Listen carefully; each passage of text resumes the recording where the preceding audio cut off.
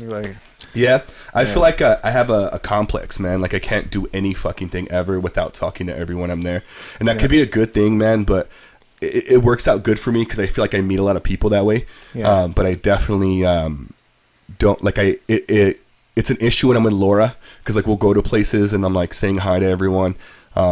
Sometimes it's people I know like personally that I'm really close with, but sometimes it's like Laura made a comment once. She's like, "You're always running into people you haven't seen in a long time."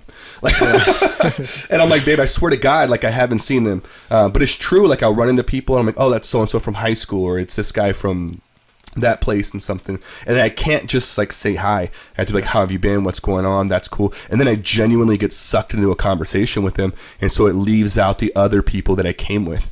And so I'm getting better at like balancing like who I say hi to, because to me I feel like every conversation's super fucking important. But it should be, but at the expense of the people you're with. Like that's a hard balance, man. Do you ever like find yourself in a position like where you're in public and like you're let's say you and Danielle are out and about, but you like and you're there doing like a family thing, like you're supposed to be focused on that shit, but then you run into fucking, let's call him fucking Steve from like back in the day, and he's like, "Yemi, is that you?" And then you guys start talking, and like, have you ever had a situation where you're like, "Fuck, like what do I do?" well, I'm always pretty good at like kind of seeing what's more important, it seems like. Yeah. But I don't know. I'll usually just like keep it short in those situations. Do you know how to end a conversation though? How to end it on a good note? Yeah, like hey, I gotta go. Like, do you just throw that out there? I'm sure. What would you do? I'm being serious, man. What would you do? Let's say let's role play, man. Let's say me and you were talking, and I'm talking your fucking ear off, and you're like, you secretly like, you gotta go be with your family.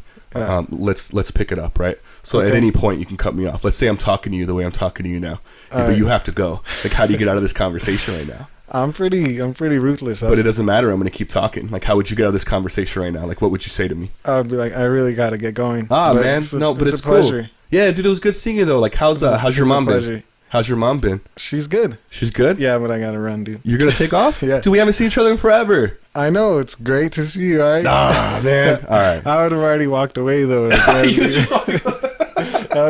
You wouldn't indulge them? No. Would you literally just be like, "Hey, I gotta go"? Like, "Sorry, I gotta go"?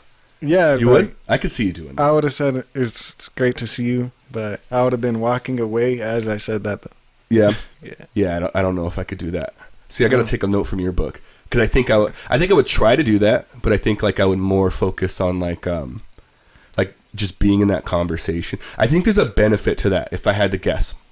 Would you agree with that? There's a benefit to being in a conversation, right? Like literally, like not just being in it, right, the way that we are, but being present in the conversation. I feel like there's a difference between that and I'm talking to you because I know it's the right thing to do, and I don't want to be rude. And like I struggle with that because I guess I take moments really seriously, and I think like, what if I don't get this moment again? I think that has a lot to do with like personal stuff with me, because I have like a history of like not handling death very well, and so I feel like I really cherish moments, not consciously, right? Like if that was a situation and I ran into someone in public, I don't think I would consciously go like, damn it, like this person might die, like this is my only fucking moment with them. But I think in my brain, like I think that like I need to make the best of it, because it's literally happened to me. I've had conversations with good friends of mine and they died, and then I'm like, fuck, like if I can go back, I think I would have said more, I've been better. And I think it's happened so many times, not always with death. Sometimes they get arrested, right, and they go away for long periods of time, or something, or maybe they move away, or maybe they something happens and we're not friends anymore.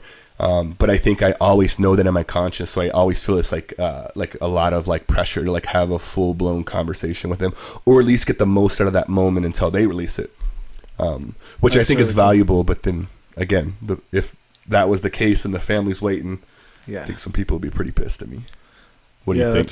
That's a good balance, because life is a trip, right? You never know, like, if that was your last exchange with somebody. Yeah. Like you don't want to know what's going to happen. You don't want to miss out on that.